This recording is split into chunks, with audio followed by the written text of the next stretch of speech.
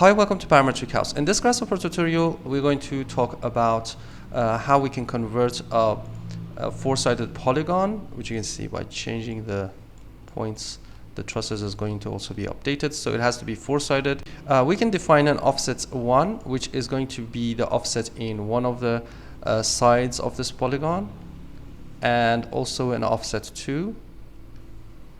We can flip the direction by a toggle, which I'm going to explain in this tutorial, and also the number of division, which is the number of trusses you need. So whenever you change the offset, you can flip this with a true false. After that, we can define the width of the trusses. You can see that this is going to change the width, the number of division,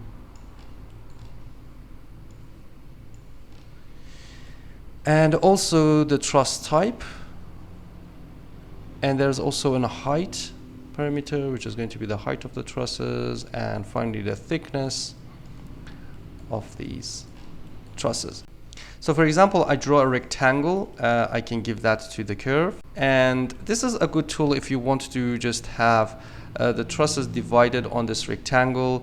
For example, if I increase the height, I can change the number of the trusses I need, the direction I want.